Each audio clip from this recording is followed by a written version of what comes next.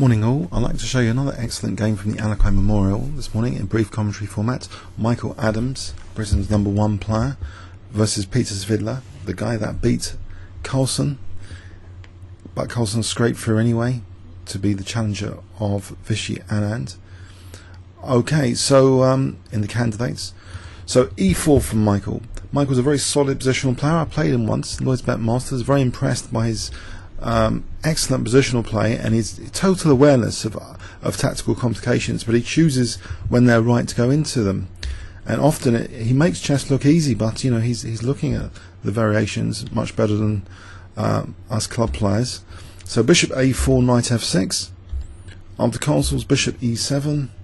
We see a very solid D3, very good viable alternative to other options like C3. So B5, bishop B3, D6, and now quite an unusual move. I've done a reference check. This is quite an unusual one.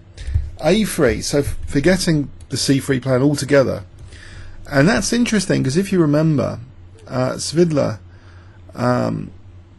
well, there's been a couple of games where Svidler was white and was smashed with a later D5 against Carlsen playing white. But here, if white doesn't play C3, you could argue that D5 is a little bit less effective than usual because D takes is not exposing so much the D3 square. It's not so weakened D3 here. So I think that's a very interesting from a logistical point of view to consider. And the bishop can be tucked here as well. It doesn't lose the property of you don't have to lose the light squared bishop. So it's still got that perk to it. You don't have to tuck the bishop on C2. So let's see. Black castled, knight C3, keeping an iron grip on D5, something Botvinnik would do. Iron grip on key central squares. Bishop B7, rook E1. Again, an iron grip against black's D5, and look at this very, very solid pawn chain without the C3. So even if black eventually gets in D5, it shouldn't be such a big deal. Queen D7, and we see these pawns on dark squares, so there's juicy light squares usually, if you can get rid of this bishop as well, but the juicy light square F5 is targeted. Knight E2 to go knight G3 to F5. Rook A, E8, that's a bit unusual. This rook's a bit claustrophobic here, and this might be important later. Knight G3, bishop D8, not going to its usual square. That's another symptom of playing that rather than playing this rook to E8. So what has got into Peter Svidler to play his rooks like this and his bishop to D8? Is he thinking that there's a future for this bishop, for example, on this diagonal? So he doesn't want it on F8. He has a bad memory of bishop stuck on F8 in one of his games, maybe. But now white plays A4. And then we see this D5 anyway. So white hasn't played C3. So this structure is more solid to a D takes E4, because that D3 square is covered here. That's something to bear in mind. But also, this D5, if it's not going to take on E4, it's a target on D5. And also look at this diagonal with the claustrophobic rook. What does Michael Adams do now? He takes on B5. Okay. And now, okay, he does weaken slightly the D3 square in this particular position now. He plays actually C3 here because maybe he's interested in bishop E3 without D4 and stopping black from playing D4. You know, he's got CD now as an option. So we see now H6. Now bishop E3 really does seem to threaten bishop C5. Quite embarrassing in this position because there's potential nasties going on with E takes D and knight E5 if black's not careful. And what we see is a rather odd looking move, very odd looking move for a black Ruy Lopez player to play here, playing black. Rook E6. It looks strange to put a rook on E6. Let's see anyway what happened. H3, bishop E7. Now knight H2, and this is a very, very nice move. It facilitates queen F3, which will put pressure on D5. It adds more impact to knight F5 because there's ideas potentially on G7 and H6 because there's pressure on F6. So, and also of course it facilitates knight G4.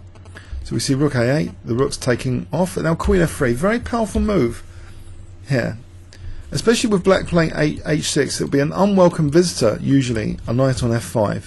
Knight A5, rook A1, pinning that knight to the bishop for the moment. Black doesn't want that infiltration. Rook A6, now knight G4 is played here because there's another pin, of course, against that rook. So pressure on E5, pressure on F6, still pressure on D5.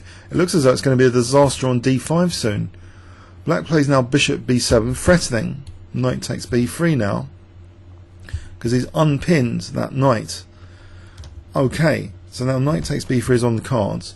But here is where bishop takes D5 is chosen.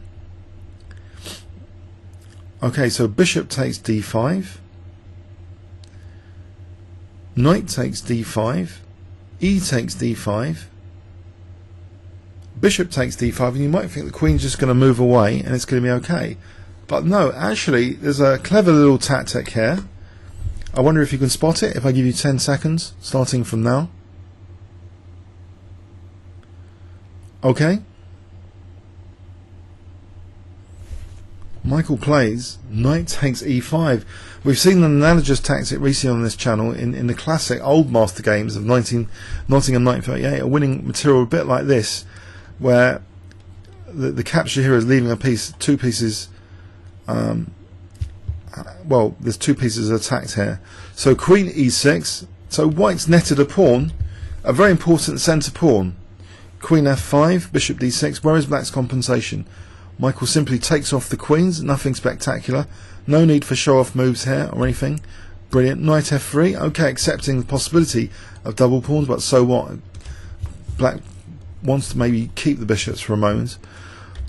B4, because actually also white potentially now is threatening B4 on this pin. So B4 from black.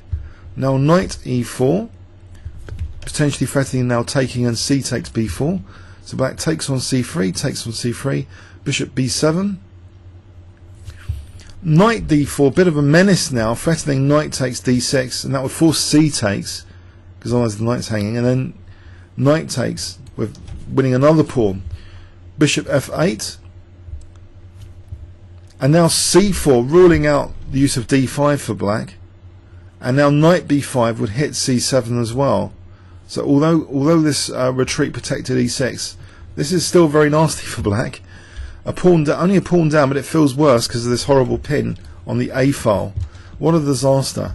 Knight B5, now offering the exchange of rooks, but after takes knight BD6, and this bishop is kind of stranded out here positionally, and it's pretty unpleasant.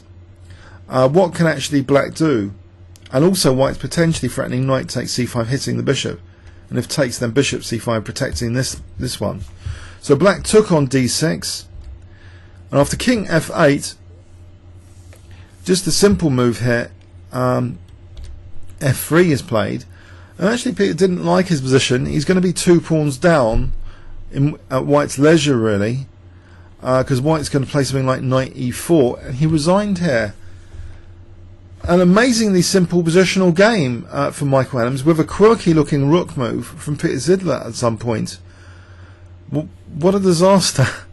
If we engine check quickly this game, what is the purpose of F3, you might ask? I don't think it actually serves any major. Still just take this pawn at leisure to be 2 pawns up. So Peter Svidler, the guy that beat Magnus Carlsen in the candidates, was just totally positionally, it seems, murdered by Michael Adams in this game. Comments or questions on YouTube? Thanks very much.